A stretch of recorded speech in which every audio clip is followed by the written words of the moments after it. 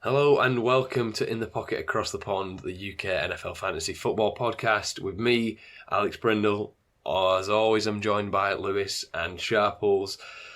We're going to be reacting to Week 9, CJ Stroud going absolutely off, the Bengals heading to the Super Bowl, and we'll be asking why Arthur Smith is so stupid.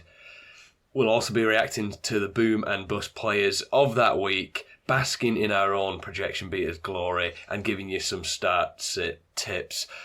As always, we'll look forward to Week 10 with our Fuggedaboutit and our projection beaters, those game tier lists too.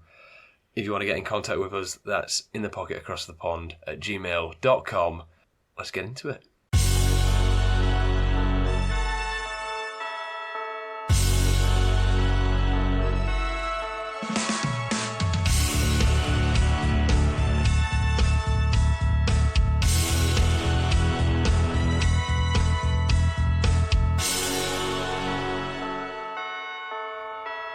Al, you got some fun Arthur Smith related news, haven't you? Oh, yeah. I mean, you might already know if you're listening, but I know that Alex Sharples isn't aware of this, and it's a bit of fun. Sure. I'm going to say this news. Should we do the Bijan Robinson thing now as well up top? We may as well if we're bringing this man, if you even want to call Arthur Smith that. Bijan Robinson, the Invisible Man. Bit of trivia first. Arthur Smith's father, Alex Sharples. Not Alex Sharples. Alex. I was getting into tension. That's it. Yeah.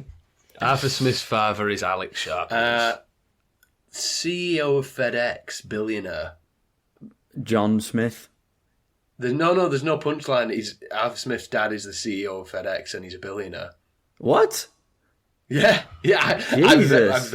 I've vetted this, and ESPN have an article about how he forged his own path, and he worked hard, and he forged his own path, and he's doing his own thing. Shut up. Your dad is a billionaire. As if there wasn't more reasons to not like this guy. To quote an also similarly self-made man, his father gave him a small loan of $1 million. To be fair, that's probably why he's not got the sack, because he's actually bought the team on the down low. Yeah. He's just employing himself. Most likely. There's a million jokes about your dad is CEO of FedEx, but you can't deliver any good fantasy performances, etc. I was going to go down the line of just insulting, that there's no way anyone looks at themselves in the mirror with that mustache and thinks I look good, unless you have the sheer lack of self-awareness that a complete absolute nepo baby billionaire father has. So coming after the stash. Yeah, it's not good. Barney Gumble. Why did they draft Bijan Robinson? I know, let's do the Bijan Robinson thing. Why did they draft Bijan Robinson? You're seeing him do all these plays, and it's like, you in the red zone and stuff like that. But it's like, what are we doing? Give it to the guy you drafted in the top 10 of the draft. No, because I don't know about you two, and this joke has been kind of made on every fantasy football podcast in the world, but I'm going to do it anyway. Yeah. I don't know about you two, but if I drafted the best rookie running back prospect since Saquon Barkley, and I'm in the red zone, I'm jet sweeping it to Jonnu Smith. Obviously, there was an argument at the start of the season to be made about load management and not wanting to break these guys down. We know how sort of injury-prone running backs can be. They're putting their bodies out there every week. But at this point, it's like, what did you draft him for? Because you're not even using him. Like, I'm really baffled. Like, Bijan Robinson must be total crap in practice then. There must be something we're not seeing. There's that thing where it's like, oh, well, they didn't expect the Jonnu Smith thing, but unexpected doesn't always mean good or success. No one expects me to pull Tom Brady out of retirement and put him at cornerback. That's unexpected, but that also wouldn't work. You know what? Oh, for 3rd and 20... for the Rams, you know what? No, Cup, they're going to expect you. Stafford, you line up line up outside, and we'll get Nakua to throw the ball to you 20 yards. They're not going to expect that, are they? Yeah. Come on. Yeah, it's his version of this Philly special. Yeah, that's ridiculous. The Bijan Robinson thing is so frustrating because the guy can play. Like you've seen the guy can play. He eludes tackles really impressively. He's light on his feet. Whatever. I mean, I think there's clearly only one explanation. I mean, 2 seasons ago we saw the exact thing. Offensive prodigy, Kyle Pitts, superstar tight end. Let's not use him. The Falcons are clearly on some kind of crusade to destroy all these offensive prodigies. So I don't know why. It's clearly some kind of Arthur Smith devious plan as the manager and owner of the team. Maybe, I don't know what he's plotting. Yeah. I would say that I hope Caleb Williams doesn't go there, though, but if you've been watching college football over the last month, he's on a crusade of his own. He certainly is. Caleb Williams, still a very good player, but USC not good at the minute. How are the Colorado Buffaloes? I don't really keep up with college football that much, but I know they were did they still have the interception thrown? The what? The interception. The interception thrown, right. See, those 2 words. The interception thrown, not like I'm gesturing to throw a ball here. The chair, yeah. I mean, they made a lot of waves, but they're an average college team, I suppose. Anyway, college football out the way. NFL football from week 9. Seahawks 3, 37 Ravens. Let's start there. Anyone on this podcast have Lamar Jackson in a league? Yes. Lewis says yes, so I'm going to ask Lewis. When you saw that the Ravens had scored 37 points, real-life points, how many fantasy points did you think Lamar Jackson scored? I thought, because it was a pretty conservative game, even though they scored 30 points, I was thinking, he's got to have, at least 15 or something passable. Do you know how many he had? Yeah. How many was it? Was it 8, 9, 7? That seems generous. I think it was around 6, 7. I lost in that league pretty swiftly, so I didn't pay too much attention.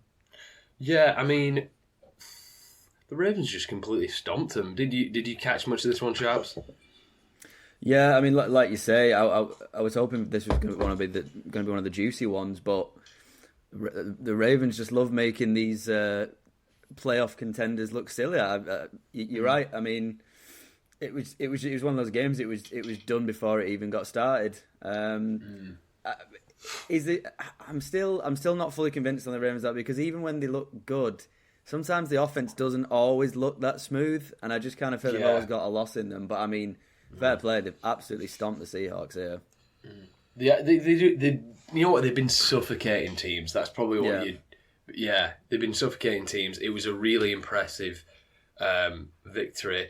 Don't know if it was the most impressive for me, but it was really impressive. And like you're saying, chaps, they've done this to 2 kind of playoff favourites, to go to the playoffs so far. But how about a game where both teams scored a lot of points? And hello, CJ Stroud, what a baller! Bucks 37, 39 Texans. Lou, what happened? CJ Stroud is the dude. That's what happened. It's sort of like his trajectory has just skyrocketed because, with superstar quarterbacks, they need something like this as well. We've seen him be great. We've seen him be accurate. We've seen him throw touchdown passes and load of yards. Now we've seen him come up with a 40-second game-winning drive. This guy's legit. He is going to be one of the better quarterbacks in the league for the next decade. It's well exciting to see when you see a guy like that and you just know, okay, he's going to be one of the guys that, kids on the street are wearing his jersey and people who don't really know that much about the league will hopefully probably know his name. This is one of those guys. Yeah, I mean, you're talking about 470 yards, 5 touchdowns, the best rookie quarterback fantasy performance ever, I believe. One thing to note for us, obviously as fantasy football players, is that you had the 470 yards passing from CJ Stroud. Texans with 496 total yards, so we're not looking at much of a running game whatsoever. Sharples smirking. Well, I mean, I drafted Dameon Pierce in the 5th round based on, obviously, him looking great last season. I dropped him to waivers last week. I think Al, you picked him up and then proceeded to immediately drop him as well. Yeah. I mean, Devin Singletary's pretty much taken over that room. It's not a good room to take over, but he has. I really don't know what's happened there because Pierce looks so sharp. But yeah, no, it's a desolate wasteland in that running back room. Unfortunately, you got to stay away from it. Absolutely, I totally agree. Plus, I will say that not every week Stroud is going to facilitate 4 100-yard receivers. He's going to facilitate 5, is what he's saying. I'm saying he's going to facilitate 5. Who could get 100 yards that didn't last week? Noah Brown did, Schultz did, Dell did, Collins did. How about... Collins didn't. Collins didn't. Oh, no, he's only 3. Sorry, he didn't. 3. So you're saying he's going to this week? Yeah. Thanks. Yeah, it has to be 4 then this week. Well, I'm seeing 1, 2, 3, 4, 5, 6, 7 receivers, 7 people caught passes from Stroud. So that's at least 7 people who can get 100 yards this week. 700 yards, Stroud. Place your bets. Easy win. Bills 18, 24 Bengals. What's that reaction about, Lou? They're back, aren't they? They do this every year. Mm-hmm. We said this last week. The Bengals are back. The Bengals are one of the better teams in the NFL again. Like you said last year, it's like you look at the Bengals schedule and it's like, how many games do they lose rest of season? Really? It's boring at this point. Poor second half to this game, but I would say on the whole the Bengals won handily as I kind of predicted them to. Okay. You know, just for slotting that in there. So we think the Bengals are good, but what do we think about the Bills, Sharps? I mean, we've spoken about this team being somewhat stagnant, but yeah, go on. Yeah, we're having the same conversation every week. You know, ultimately they'll still finish with a good record, probably looking at 12-5, 11-6, something like that. But they just can't seem to do it in the big games, and I keep waiting for them. I keep building them up. I backed them to be in the Super Bowl at the start of the season because I just felt like this might be the year when it comes together, and they've got quality. Yeah. They've got quality all over the pitch. That's the frustrating thing. They just something's missing. Yeah. I don't know what it is. They just can't get over the hill. You know what I think this team needs? They need some like volatility somewhere. Do you know, like a player that, okay, they might be a risk to bring in. I mean, we're past the trade deadline now, but do you know a player that could have been a risk to bring in, but if it works, it really works. If they go a bit like before Tyreek Hill really established himself as like a true number one receiver, he was a totally volatile player. There was a player called Tariq Cohen a few years ago who played for the Bears who was a similar archetype. There's just no volatility in that team. And although Diggs is one of the best receivers in the league and James Cook is a nice running back, they just look outmatched. I think I know what you're saying. Go on. The Bills need Antonio Brown. The most volatile man in the history of the league. Yeah.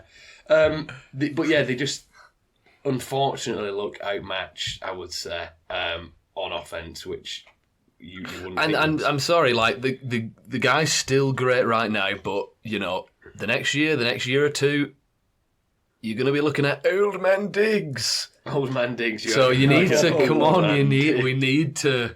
I'm not saying now Diggs is still easily top 5 wide receiver in the league for me, but we've seen how quick that drop off can be. He's been like the wide receiver 3 or 4 for fantasy for like the past 4 years as well. He's great, but one of the best wide receivers in the game that there's been. But am I like, is this some sort of slander if I say that he isn't necessarily pulling up any trees and neither's this Bills offense? No, and you know what? I think it'd be a lot easier to sort of clap back at that if we didn't see guys like AJ Brown, guys like CD Lamb getting it done for their teams, like putting themselves out there, getting insane yardage totals, moving the ball up the field for the team. Yeah, I sort of agree a little bit there. Speaking of CD Lamb, Cowboys 23, 28 Eagles. Shut up, Sharples. I can hear the smirk on your face. You go first then, Sharples. You go first, then we'll actually unpack how the Eagles cheated, but you go first. No, I mean, it's just, this mighty Dallas Cowboys team slumping to 5-3 after 8 games. 5-3 for this globe-trotting franchise that you keep telling me about. I mean, at this rate, you're going to finish it 9-8, maybe. I mean, okay, a flashy team, Well, but no substance. We That's don't the play problem. the Eagles every week, though. But you'll play them when it matters, when they knock you out of the playoffs. But yeah, okay. What happened, Luke? Right. I'm not going to sit here like I've actually seen some positive discourse around the Cowboys being like, well, I'd be hopeful if I was a Cowboys fan, this, that, and the other. I'm not. Right? I'm not going to sit here and be like, well, we brought it to them, didn't we? We bloody brought it to them, but no. The Cowboys had every opportunity to win that game. They should have won that game. A better team in bigger moments wins that game. Like, they just beat themselves again, really. I mean, obviously you had the 2-point conversion, Dak stepping out of bounds. That can be forgiven. Heat of the moment, what? I'm not going to hold that against Dak Prescott. Dak Prescott had a nice game. What I will say is, right, it's beyond me how you can be on a 1st and 5 at the Eagles' 6-yard line to win the game, and then 3 minutes later be on like a 3rd and 26. Like, what happened? It's poor play calling, poor discipline, poor execution. That just summarises how they went crashing and burning out of the playoffs the past 2 years. The end game scenarios, they just completely bombed it. They don't seem prepared. I mean, you look, they outgained the Eagles in total yards by over 100 yards. Yeah, so obviously the chances to score were there, and if we're being totally honest, they were sort of gifted that final drive. How many yards did they have on that final drive in penalties? The pass interference was like 30 yards alone.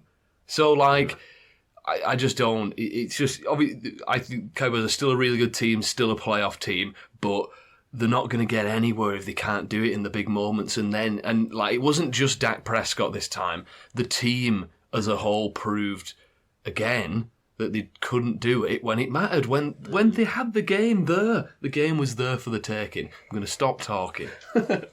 Yeah, I mean, saying that they played the Eagles tough is something that you can say about the Commanders or the Giants, not about the Cowboys. But anyway, we had the Steelers, Chiefs, Vikings. Josh Dobbs, how about that? Hanging 28 points on one of the statistically best defences in the league, and he didn't even know any of the playbook. It was not pretty, but he got it done. He got it done.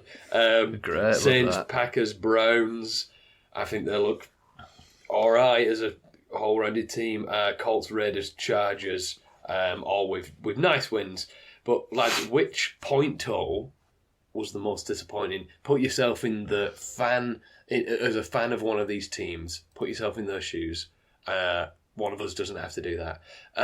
At which point total was the most disappointing? The Dolphins with 14 in a loss. The Rams with 3 in a loss. Seahawks with 3 in a loss.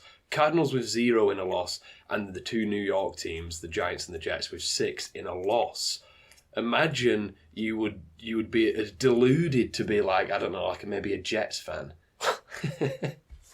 No, but which one of these, in context with who they played, in context with how the season's going at the minute, is the most disappointing? Sharples?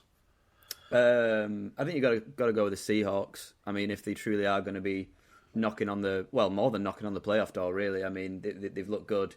I'm not saying you have to win that game. It would be nice, but you've got to put up more than 3 points when you've got what can be a very potent offense. Regardless of how good the opposition is. So it'd be Seahawks for me. Yeah, absolutely. I was going to say the same. Seahawks, for all the reasons that Sharples did. Like, this wasn't an injured team like a lot of these teams where this was the offense and they just couldn't do anything. I agree. Seahawks, really bad loss.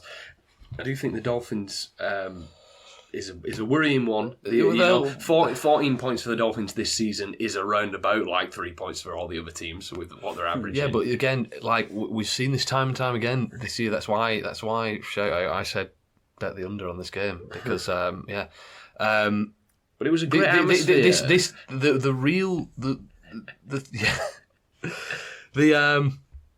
The Chiefs' defense is what's going to get them through the playoffs. Yeah, this Chiefs' defense is great really this good. year.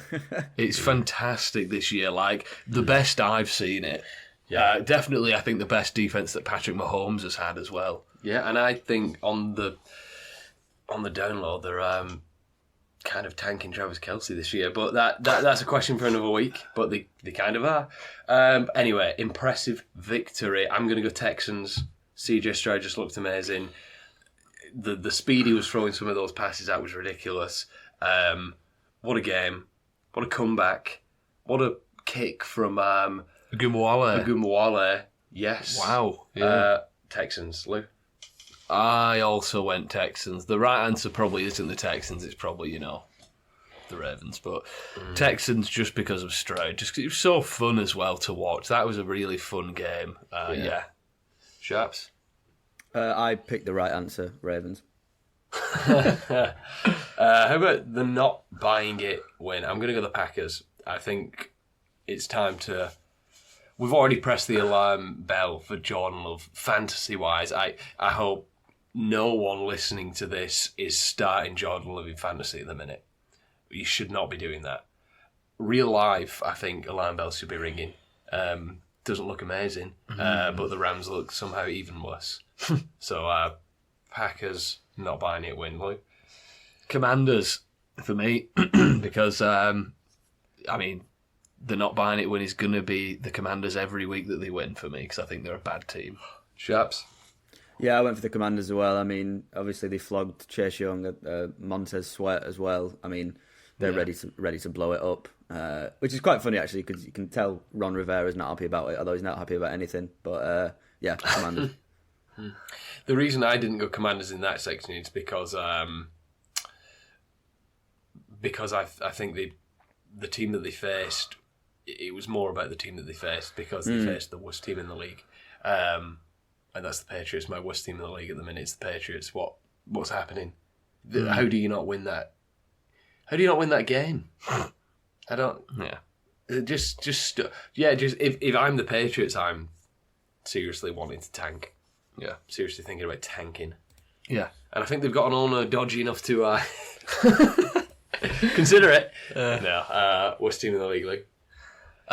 Gives me absolute pleasure knowing the viewership, the listenership of this podcast gives me absolute pleasure to say the worst team is the Panthers. Because I thought they were the healthiest bad team this week because obviously they had a couple of defensive players ruled out in the game, but offensively, fully healthy and couldn't do anything against a Colts defense that has been really bad this year. They could not do anything against them. So the Panthers are easily the worst team. Sharps. It gives me great pleasure that there is a worse team in the New York/New Jersey area than the Jets, and it is the Giants. Nice. Yes. Weekly top fives at each position, though. For fantasy football, of course, QB 1, CJ Stroud, 2, Prescott, Hurts, Dobbs, Allen, and Joe Burrow with a nice game. Running backs, Rashad White, Ramondre Stevenson, Josh Jacobs, Austin Eckler, and Mitchell. What's this? Mitchell? This lad's first name. I can't remember his first name. Elijah Ravens. Mitchell Ravens. Sorry, sir. Let me just pull up your name real quick. Wide receiver, Tank Dell. CeeDee Lamb. Noah Brown. Amari Cooper. Diggs. Mm-hmm. And you put Deontay in here as well. Keaton Mitchell. Michael Keaton Mitchell. Keaton Mitchell, undrafted rookie running back for the Ravens. Bad that I couldn't remember his name, but what I do remember is he's fast. 9 carries, 138 yards. People will have flocked to the waiver wire for this guy, which I probably wouldn't have done because I've been playing fantasy football for long enough to know that you don't play a Ravens running back in fantasy football. What did you get up to there, Lee? Deontay Johnson is highlighted though. 6th? Yeah, he had a really good game, yeah. Okay. Overtaking Pickens in targets. A shame if you're a Pickens owner. I think I'm going to bring up Pickens in a moment. I'm going to compare him to a couple of other wide receivers that I think are in similar situations. But at the tight end, Schultz, Kmet, Orton, Ferguson, Smith, and of course with a nice game, it's our boy Taysom Hill. Any standout performances for fantasy there for you, lads, this weekend? All the Texans. All the Texans, yeah. I think if you're a Dak Prescott owner, you're very happy with how your season could be playing out at the minute. Yeah, Sharps? I mean, from a personal standpoint, CD Lamb, because I had him and he was just catching everything. But I think this week you got to be loud and proud for CJ Stroud. Yeah. Yes. Nice. I would say as well, it seemed like a bit of a modest week for a lot of fantasy options. Like, there was only CJ Stroud who scored over 29 points in PPR leagues, that is. Only 10 players with over 25 points. 2 of those were defences. So, yeah.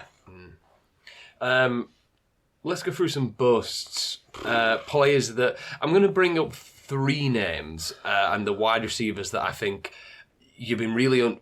2 of them you've been really underwhelmed with for the full season. 1 of them has kind of been tanked by a player I just mentioned. But Chris Godwin, Zay Flowers, and George Pickens. 2 questions, lads. Are you starting any of these, or are you looking to bench them where possible in your teams? Or if you had to start one of them, who would it be? So I suppose... Yeah, tell me whether you're benching them or not, if you have the option to, and which one do you like the most, Chris Godwin, Zay Flowers, or George Pickens? I mean, with 2 of these guys, all you have to do is look at my roster in our main league, because Zay Flowers and George Pickens will be on my bench for the foreseeable future. Okay. Yes, listen, this is just a personal one for me. I've not got Chris Godwin on any team in any league, so it's been hard to keep track for me. So I haven't really felt it. I've felt it with Zay Flowers, and I've certainly felt it with George Pickens, to the point where I am just blindly benching both of those guys in every league unless I have to play them. So I would probably ride with Chris Godwin. But in terms of that first question, if you could bench Chris Godwin too, would you? Yeah. Okay. I'd bench all of them. Sharps? I'd bench everyone. Sharps? Yeah, I agree. I would bench all 3 of them. If I had to pick one, I'd probably say Flowers, purely because Godwin is behind Mike Evans, Pickens is behind Johnson. I still feel like there's room for Zay Flowers. I mean, obviously you could argue that Mark Andrews, but I mean, he's not a wide receiver. So I feel like Flowers has sort of the highest ceiling in that he's got no one directly ahead of him. But yeah, they've... Shame, actually, because I was pretty high on all those guys going into it, but they've just not done it. This is why I thought they were interesting names to bring up, because the wide receivers, though they're probably similar tier-wise, they were drafted far enough apart that we could have listeners who have 2 or all 3 of them on a team, and they're wondering what we can do. And I suppose us telling you to bench all of them isn't much help, but I would agree, I would play Chris Godwin. It's concerning Chris Godwin's only gone over 80 yards 1 game this season. But I suppose weirdly the production that Mike Evans is having, even though it's going to Evans, it's still fueling that possibility that sometime they're going to come to Godwin. I mean, Godwin had the huge game against the Saints, so it can happen, and Mayfield can facilitate that. Were you going to say something there? I mean, I will just say, like, I did note a couple of things down on Flowers and Pickens because I have them in so many leagues. When you have guys who, in Flowers, 6 receptions, 30 yards over the past 2 games, Pickens, 3 receptions in the last 2 games, you have to bench those guys. Even if they blow up this week, the right thing to do is bench them, because that is killing you. I know. Puka Nakua, another wide receiver who didn't have a good game. Michael Thomas with a big fat goose. Oh, Gabe Davis. Gabe Goose. Yeah. Cheeky Goose. Thielen, not a great game. Pacheco, Devontae Adams, Cooper Kupp, Tyler Lockett, Tua, Lamar, I've put in brackets, haha, because they won, obviously. Metcalf, Kelsey, Ken Walker, Herbert. But a player that I want to, again, get your gauge on is Tony Pollard. How worried are we about Tony Pollard's fantasy outlook at the minute, considering the Cowboys' offense has kind of been rolling the past month and they've been scoring a lot of points, regardless of whether they won or lost, and Pollard hasn't been doing really anything for fantasy. Would you trade Tony Pollard for the running back that was on the other side of the field this past weekend, my guy DeAndre Swift? DeAndre Swift, who I believe is about the running back 5 on the season at the minute. I wouldn't. The running back 5, Tony Pollard, currently the running back 18. We've seen Pollard blow up on a consistent basis in the past, and I feel like that's blinding us to the fact that this offense might not at the minute need him as much as DeAndre Swift is vital to the Eagles' offense. Yeah. I'm playing devil's advocate here because I'm going to be talking about Tony Pollard in a little bit. Okay. I probably wouldn't, just because I think with DeAndre Swift, you have guys who might steal a touchdown away from him. I think Pollard is still the guy in Dallas. They're scoring enough points. He is going to get his at some point, I would say. I would hold, but it's a very sweaty, loose hold with slipping out of my hands, like Cliffhanger and Sylvester Stallone and that raccoon. Or something. No, that's the Ace Ventura. That's Ace Ventura. God. We know nothing about movies, though. That's true. Sharps, would you trade? Would you make that trade? I think I would make that trade purely because Swift has been doing really good this season, but I do think this is a good time to buy low on Pollard. I'm just looking at the schedule now. So he started off with 3 good games at the start against the Giants, Jets, and Arizona. His down weeks have come against New England, who were good, like a good defensive team, and then the Niners, good defensive team, and Philly. And to be fair, didn't do great against the Rams either. But they've got the Giants, the Panthers, the Commanders, and Seattle coming up next. It's a good run of games. Like if he's going to get it back, it'll be in these next 4 games. So I would trade him for Swift now. But I think if you can trade him in for lower than his actual value now, I think I'd do it because I think this is where he'll kick on. Hopefully, I'm hoping so. Lou, it feels like you've hijacked my segment. You've hijacked my segment. Go on. Heading for the booth. He's the captain now. I thought it was a joint segment. I thought it was like impressive win, worst team. We threw it out there. Well, I've got a new segment later on anyway. It was definitely Al's mini segment. It was definitely Al's segment that you barged into, but I'm fine. I enjoy it. Yeah, you barged into my segment. Into the booth. Yeah. Go on, take it away. Heading to the booth is Chet Johnson. I was saving the Chet Johnson for projection beaters. Heading to the booth, I think I put Bijan Robinson because that way we might actually see him on our TVs on a Sunday. Very nice, very nice. No, we're not ones to gloat on this podcast, so we'll just zoom through this section. Okay, but we did take your time. We did warn people. We did warn people last week that we weren't playing. We were not playing. We did warn people last week, yes, that we were gonna give you our projection beaters for real now. This is it. Haha, jokes on you. We were suggesting you awful players previously. But as Lou quite succinctly said in a text from me and Sharples, I'll just get it up here. This week we had the quarterback 1, 2, 10, running back 1 and 8, wide receiver 1 and 8, and tight end 3 and 6. In other words, that Stroud 41.8 points hit, Mixon 19 points hit, Higgins 17.8 not a hit but very good game, K. Dalton 23 points hit. That was me. Lou, Prescott 28 points hit, Hubbard 10, still a passable game, Dell 29 points hit, and Njoku 12 points. It was a nice game. Sharples, Derek Carr, 16 points, nice game. Rashad White, running back 1 on the week, 27.9 fantasy points. Addison, a little bit disappointed, but you'll take 10 points. And Taysom Hill, yet again, 3rd week in a row, it's a hit. Do we want to bathe in this any longer, chaps, or should we save everyone and just move on? I'm just going to save her. Come on. Save her for a little bit more. Okay, sorry. I rescind the woo. You're welcome. Everyone, don't expect that sheer unbelievable hit rate. I say expect Again, it from expect it from now on, and stop listening if we don't do that again, please. And just obviously, That's a joke. Please listen. Don Kincaid was also a hit. Just saying. I know there was a little thing. There was a little thing about me taking... Oh, there was as well. There was a little thing about me taking 2 misses, so actually I'm 2 for 2 on tight end that week, so whatever. No, we said that doesn't count, though. We actually said that doesn't and count. I'm fine. I'll take the moral victory, whatever, I don't care. At least I'm not picking Taysom Hill every week.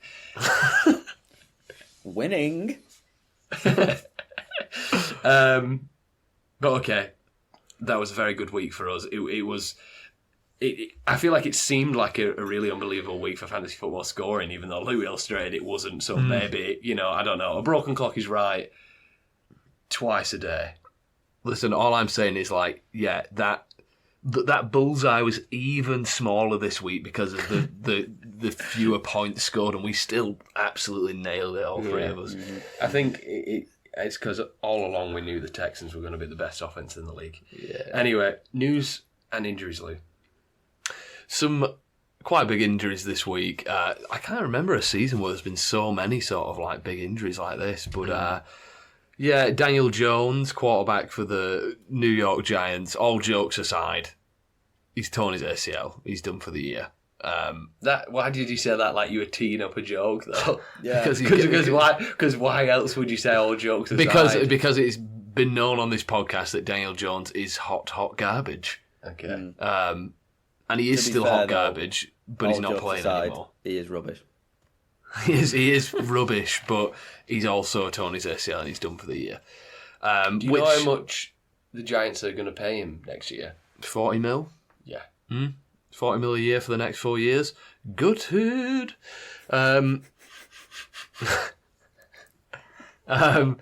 Which, I mean, that's even worse because Tyrod Taylor, who was a decent backup, is on injured reserve. So, DeVito time. They're still rolling with, is it Tommy DeVito? Oh, I made that up. I think we should just call him Frank Reynolds. Frank Reynolds. I'm saying it out there. I think there's a good chance that Daniel Jones has played his last game for the Giants, or at least played his last game as the clear starter for the Giants. Because who's gonna pick that contract up? No, but all I'm saying apart is from a blind man. That's why I said, or at least the starter, the clear starter, because you never know. The Giants could be in the sweepstakes for Caleb Williams or something at this rate. But moving on from there, Dallas Goedert fractured forearm. He's going to miss at least a month, which is a big one because he's a reliable tight end. Josh Downs, wide receiver for the Colts, exited with a knee injury that has been lingering for him. So, he might miss some time with that. I mean, he's had a nice rapport with Minshew at the Colts. So, if you've got Pittman, I would smash Michael Pittman in. Josh Palmer was placed on injured reserve on Sunday, the Chargers wide receiver. Cam Akers suffered a torn Achilles against the Falcons for Minnesota. His season is done. And did we get the Darren Waller IR news last week? Was he already on IR? No. Darren Waller's on injured reserve as well, which is another gutting one at tight end. And then a bit of news: Kyler Murray is expected to start this week. Oh, this next one's unfortunate. Rams sign Carson Wentz. Yeah, cool. That's the most. That's the saddest news of the whole lot. I mean, it's sort of like one of the only quarterbacks they could sign, and you're like, no, Matthew Stafford should be all right then. It's like the fact that they've signed Carson Wentz is telling you Matthew Stafford must be healthy soon. Yeah, I know, because it's like the prospect of starting Carson Wentz is worse than just throwing the ball to a small dog, and getting them to catch it in the teeth and try and run with it for the whole pitch. Yeah, and then a bit of news which you think is a bit of a smokescreen, Al. Justin Jefferson designated to return from injured reserve, but you don't think he's going to be back this week? No. Okay. No. The timeline, it doesn't match up with the timeline of that injury, the initial timeline. It's probably more like 2 more weeks at the very earliest, I would say. But yeah. Can I also just say on Darren Waller, I know there was some chatter last week about hamstrings and how many you have. I googled it. I believe you put it somewhere between 1 and 100. I was correct because I've been informed by a reliable friend of ours who is a professional sport scientist that you have 3. It'd be funny if you just not even got his job title right, but yeah. That you have 3. You have 3. He's a fitness coach, and you have 3. Sports scientist. Sports scientist. Give him some respect. And you have 3. He gave me the names of them specifically. I'm not going to recite it because I can't remember. But you have 3 hamstring Sharples. I know you're impressed. I am. And bemused by that. The plural of hamstring is not actually hamstrings. It's what hamstry. Is it? 3 hamstry, thanks, Chris. Moving on. So before we look ahead to this next week, I just want to quickly bring up some tips in terms of weekly start and sit decisions that we all have to make in our fantasy teams. It's not necessarily going to be anything that we've not spoke about before, but you can chime in, lads, if you want to add anything to it. But I just wanted to basically say to the listeners how I go about making start and sit decisions in my teams every week. So obviously I'm looking at the matchups. I really like playing on a format where you get kind of just the colour-coded matchup, green being really good, red being not so good because I'm clearly a toddler, I'm an idiot, and I just like colours. But I just think it makes it really clear. So you're targeting matchups. Obviously, you're starting some players regardless. Really good offences, people like on the Bengals, people like on the Chiefs. You don't care who they're playing. You start them regardless. But we're talking about those wide receiver 2, flex, tight end position, running back 2. We're looking at matchups. We're also looking at target trends for wide receivers and tight ends, or carry trends for running backs.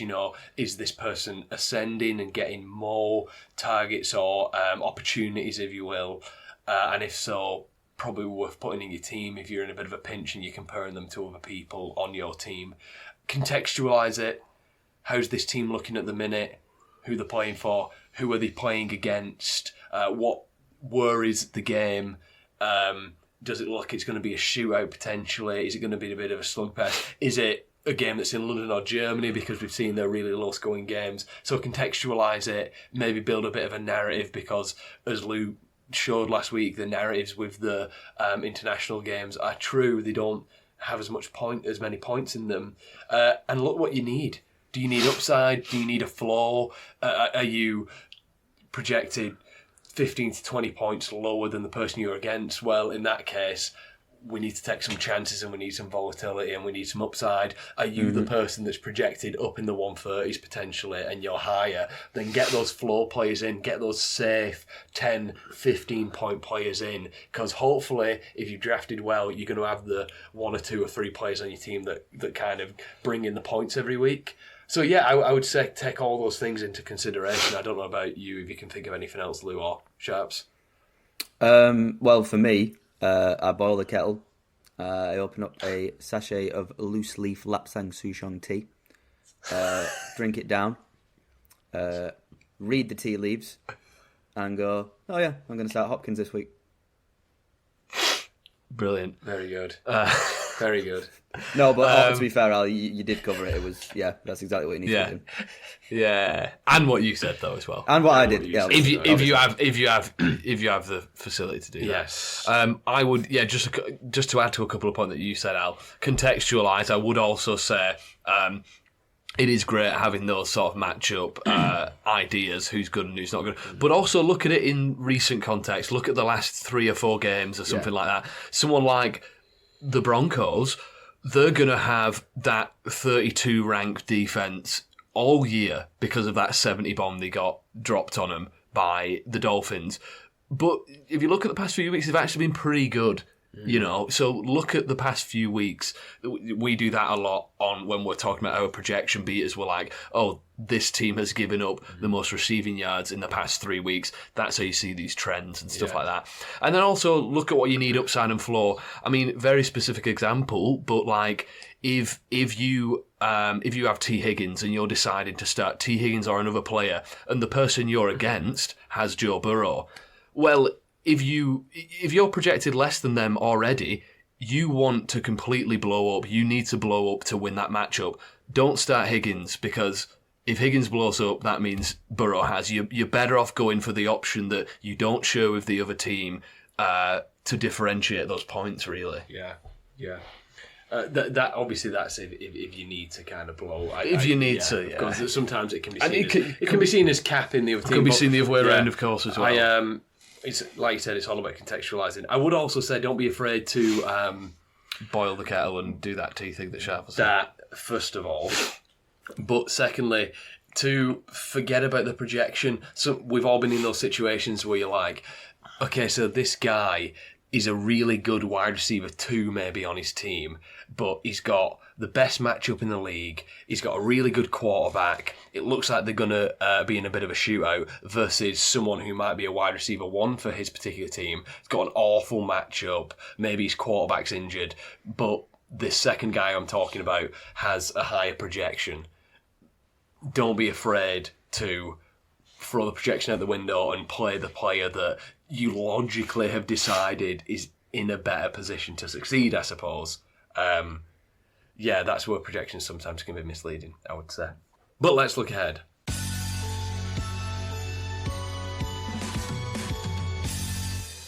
Week 10. Week 10. Where Can you does the believe time we're go? here? Where does it go, indeed? Bye weeks this week. Chiefs, Rams, Dolphins and Eagles. Brutal. I told you last week it was going to get worse than last week. Chiefs, Rams, Dolphins and Eagles on byes. Let's start looking ahead to next week. The way that we always do. Hey, forget about it. Okay, forget about it. It's the guys that are locked into your lineup. No matter what, play these guys. We're not going to talk about them. At the quarterback position, it's Josh Allen, it's Joe Burrow, and it's Lamar Jackson. Forget about it. Running back, it's McCaffrey, Eckler, Etienne, Johnny T, Alvin Kamara, Barkley, Jacobs, Henry. Forget about it. Wide receiver, Chase Diggs, Amon-Ra, Keenan Allen, CeeDee Lamb. Forget about it. And tight end, Hawkinson, Laporte, Andrews, and Kittle. Forget about it. Into the projection beaters. Players that we think are going to outscore the ESPN projections by more than 4 points. Certainly a lot more than 4 points last week. Yes. Hey. Let's keep the hot streak going. Let's start at the wide receiver position. Read us those tea leaves, Alex Sharples. Well, it's the example I used in the tea leaf scenario because it is the man who's back from the dead and back from the booth, DeAndre Hopkins. Going up against the Tampa Bay Buccaneers, who are giving up the second most points to fantasy wide receivers at the minute. Listen, it's a bit of a boom-bust pick, as we've seen illustrated in the last 2 weeks. I mean, 1 week, 6 targets, 4 receptions, 3 touchdowns for 34 points. The next week, 11 targets, but only 4 receptions for 60 yards.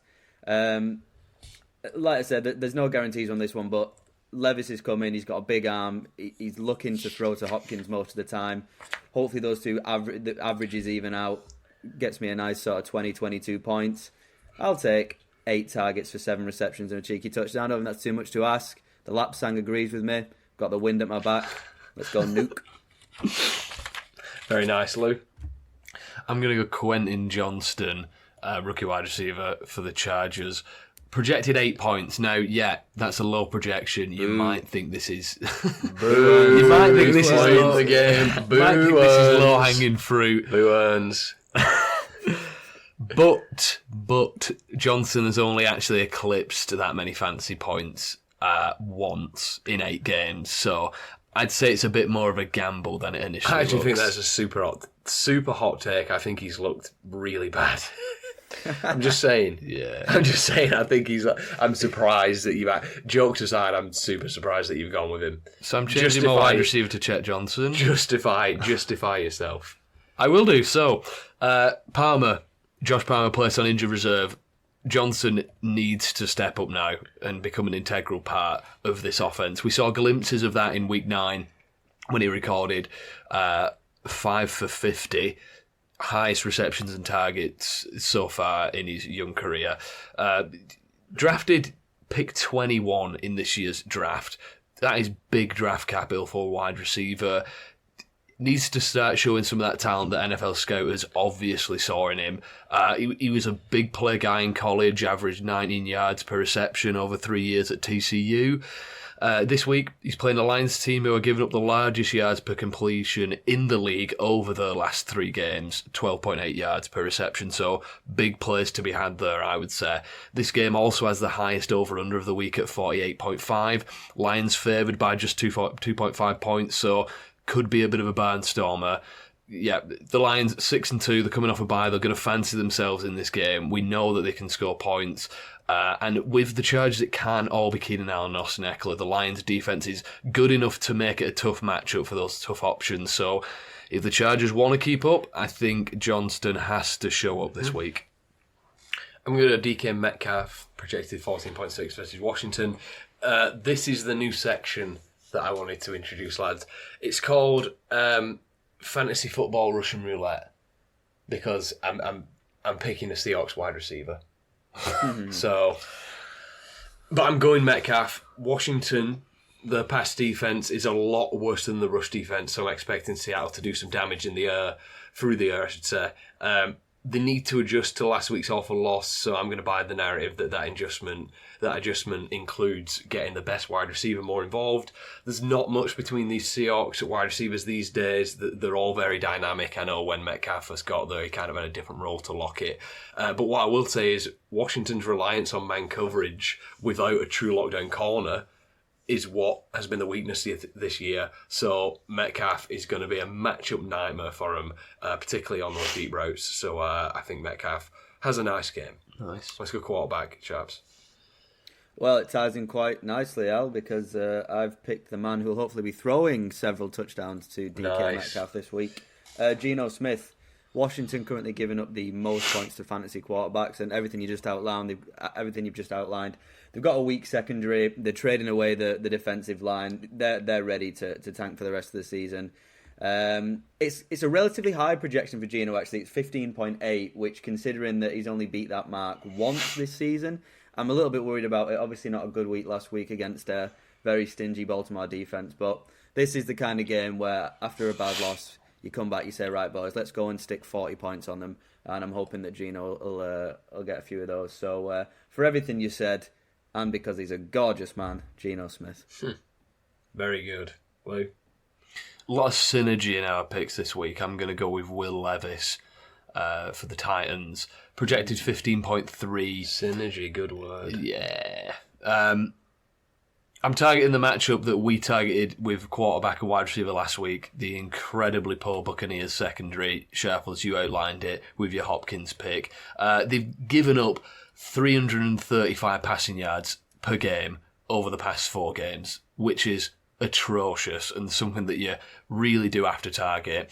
It helps that in his 2 starts, Levis has shown his ability to throw the ball out successfully. 500 passing yards, 4 touchdowns in 2 games.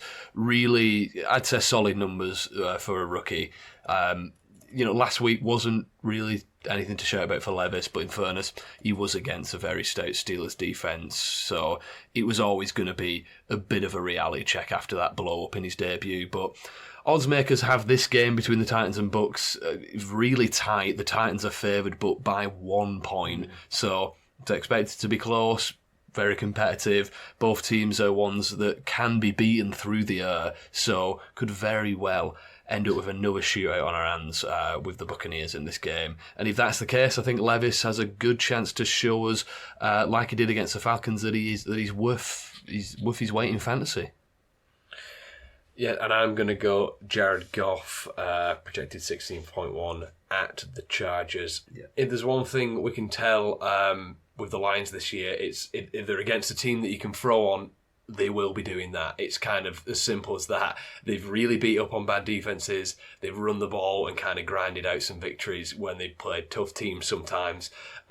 So it's kind of just a really straightforward start for me. Pass-friendly offense versus the second worst passing offense in the entire league. A potential shootout. Yes, please. I want Jared Goff this week, and I want a lot of Detroit Lions pieces, to be honest with you.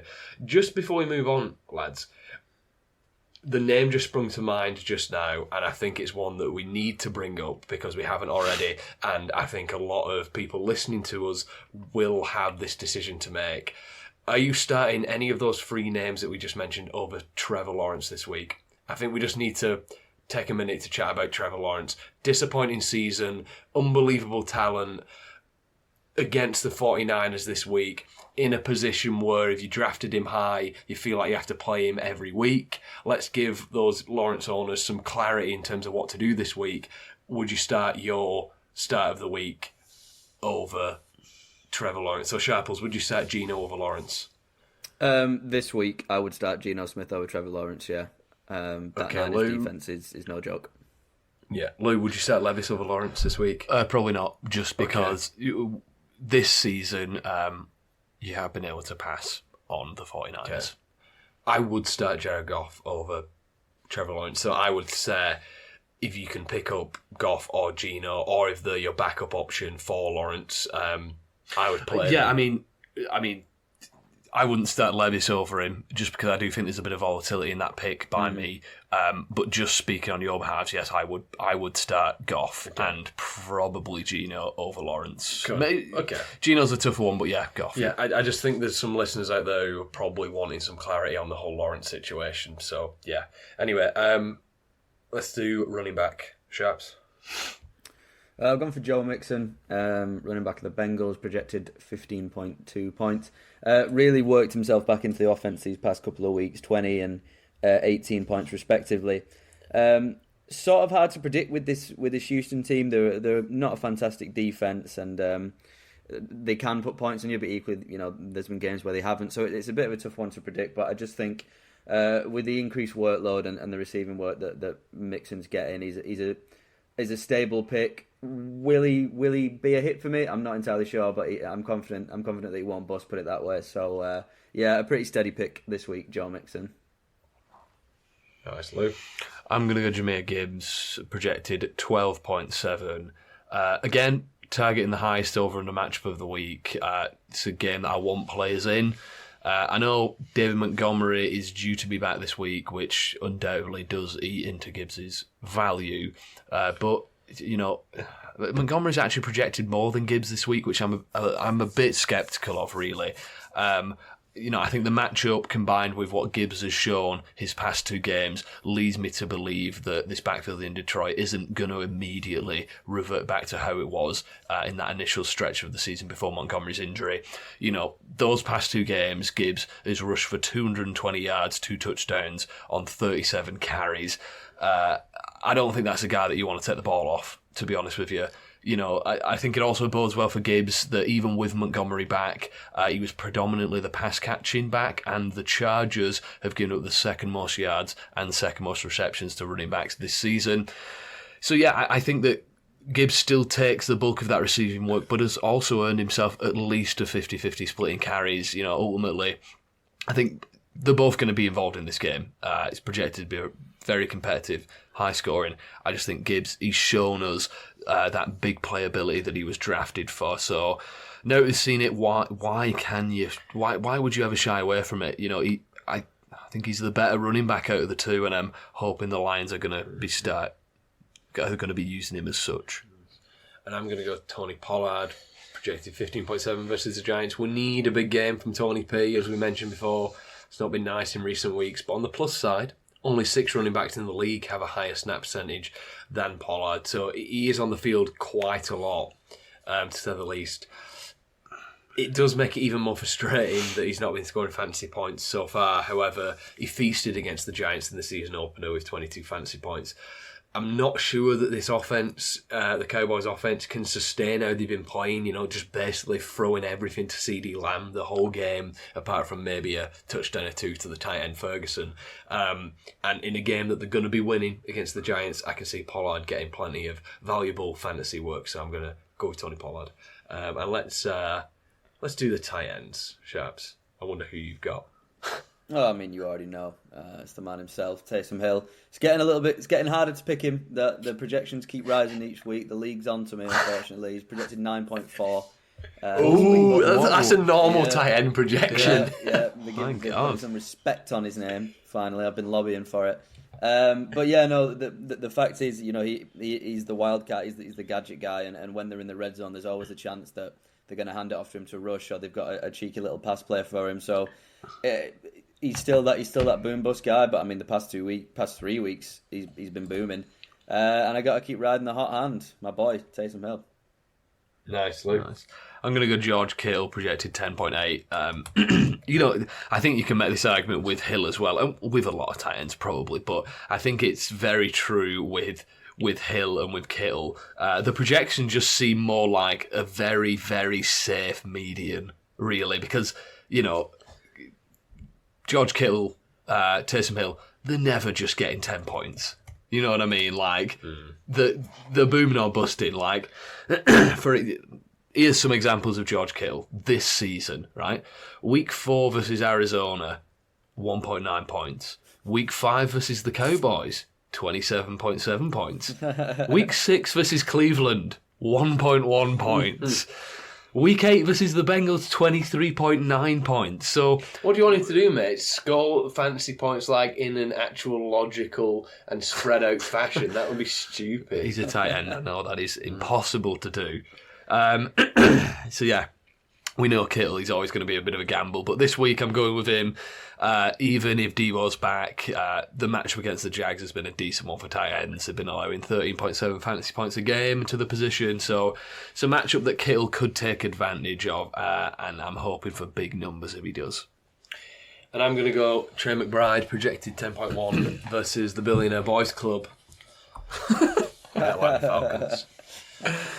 Good emerging tight end in McBride gets Kyler Murray back, which should be an upgrade. I mean, for all I know, Kyler could absolutely hate him and not want to throw the ball to him. But let's go with the narrative that he's getting a massive upgrade at quarterback and he's going to still be really good with Zach Ertz not on the field. So, yeah, Trey McBride. Game tiers, Week 10, Sharps. What have you got for us? I'll start with the stinky ones as usual. Bears, Panthers, Cardinals, Falcons, Raiders, Jets, Patriots, Colts. Yeah, I agree.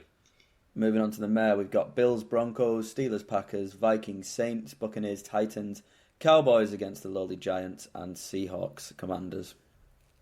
I think the Seahawks Commanders could have some points in it, is all I would say. Potentially. I suppose I'm just too down on Washington to give them any sort of respect. Into the good, we've got the Jags against the Niners and the Bengals against the Texans. Yeah, I'll be totally honest. I think if the 49ers aren't careful, they could be on to the 4th loss in a row here. I think in Jacksonville, it's going to be a tough game. I personally I'm taking Jacksonville in this game. Leaves 2 in the grey. I've gone for Ravens, Browns, and the Chargers against the Lions. Yeah, Ravens, Browns is going to be a real slugfest. I'm actually quite looking forward to that one. Yeah. The NFL, oh boy, I bet they're regretting putting that Jets Raiders game in prime time. My goodness, I bet the viewership is low. Low. Oh yeah. But that's going to do us. That is going to do us. Before we leave, I just want to shout out NFL Store like I did last week. I'm going to put a link in the description if you want all sorts of merch. Maybe you're a 6'6" sicko and you want an Aaron Rodgers Jets jersey. They're all on there. If you follow our link, we get a little bit of kickback from that. If you use promo code TOUCHBACK, all one word, all caps, that's 25% off your order. Have a browse, see what they've got. The number 7 jersey for the Falcons, that is an actual player. Yeah, the number 7 jersey. Yeah, the Invisible Man. Yeah, there'll be a link in the description. Yes, and as we illustrated last week, we do deserve to be paid for this. Yes. Too right. Wow. That's it. My That's it. God, we do. But enjoy week 10. Enjoy. See ya. Bye. Bye bye.